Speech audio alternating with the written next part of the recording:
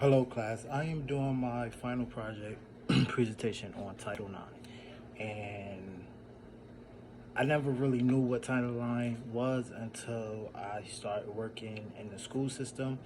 Um, my new job, I work with students that have behavioral and disabilities, um, and it's a very good experience as well as I want to say bad, but tiring experience. But I love it, and I wake up every morning to do it. So today I will be going over some of what Title IX is. So in 1972, Title IX of the Education Amendment of 1972 um, basically is a comprehensive federal law that prohibits discrimination on bias of sex in any federally funded education program or activity, right? And what the purpose of Title IX is, this act, it was signed by President Nixon, um, to become a law. The main purpose of it is, to permit discrimination on bias of sex, you know. And sorry, my camera was on low battery. So any federal funding, activity or programs, whatever the case may be, would not show any, type of discrimination towards any sex, um, male or female, kids that have certain disabilities, that have, you know, certain behaviors that, will prevent them to be in a regular school or a school system, right? Um, another question I came up with was how Title IX impacts students. Title IX legislation estimates sex-based discrimination to ensure all students, both male and female, have access and equal in education. It offered wide range of protection from athletes and admission to housing and sexual harassment. Um, Today, even in the news, we have um, transgender um, identification students that is playing different sports, like a male turning into a female that's playing female sports, or a female turning into a male playing male sports. Um, However, I want to say a law passed where I think like in one um, state, I want to say that females well, if whatever sex you was born to, you will have to play that sport. I'm not for sure, so don't quote me on that. But I heard and saw something about that in the news recently. All right. So also knowing the background of Title IX, how it impacts students. Um, sometimes the Title IX do get, I want to say, violated. I want to say, and some of the consequences of a Title IX is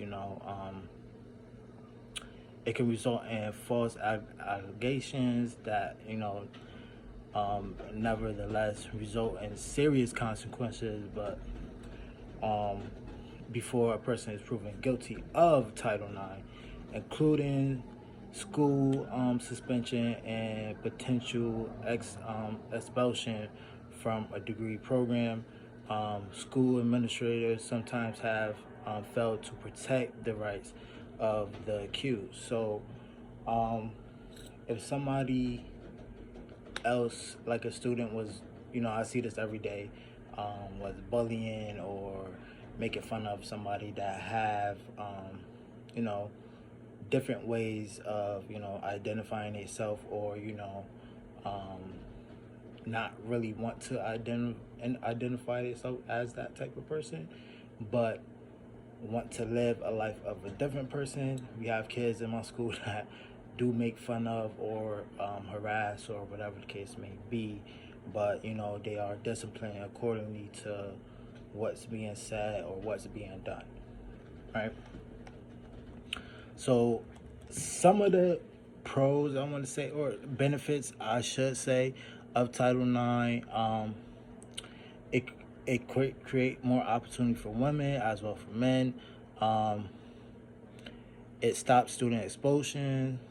Um, it also stopped educational stereotype, as well as it helped men gain equal access to, you know, as well as it opened the door for more educational opportunity for women as well. And it also, some of the benefit, well, one more benefit, I should say, career education, flourish under Title IX. Should have led off with that, but um, yeah. So another question I came up with is, what happens if you violate Title IX? And what happens if you violate Title IX? School can't lose federal funding for violating the law. Um, Although most institutions are not compliant with Title IX, no institution has actually lost any federal money. School have, however, had paid substantial damages to an attorney fees in cases that are brought to court. Now, with the cases that been brought to court, it take 60 days for the investigation to be concluded. Um, the goal is to complete the investigation within 60 days.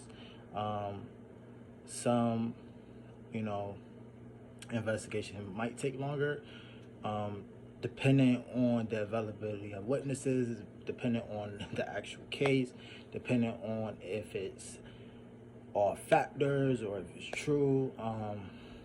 But majority of the investigations for Title IX do take up to 60 days.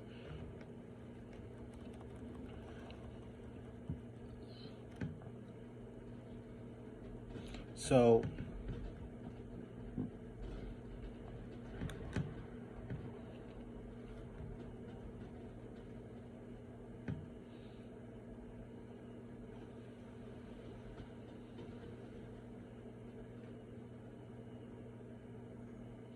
So pretty much, how did Title IX come about? Title IX really came about back in the day, before my time, before I was even thought of. But it pretty much, you know, was the design to correct those certain type of stereotypes, certain type of I want to say sex issues, as well as certain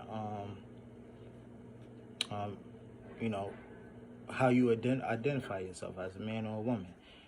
That's what it really came about, but also it was designed to protect students as well as employee based off of sex and gender neutral, I should say. All right. And last but not least, my last but not least, what I really focused on was the Title IX and school system, and pretty much my take on it is going to happen, one way or the other. Kids nowadays don't have filters. Kids nowadays don't understand what they doing. Some kids just say things out of anger just to say things.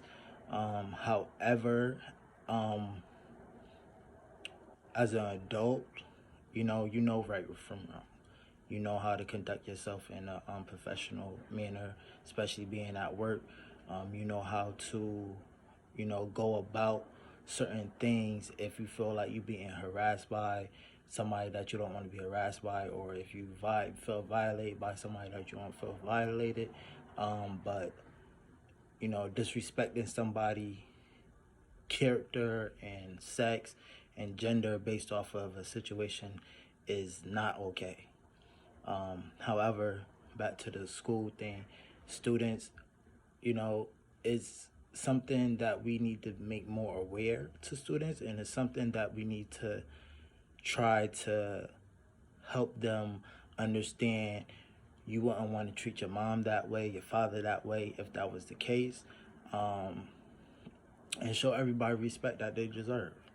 And that will conclude my presentation on Title IX. Hope you enjoy. Thank you.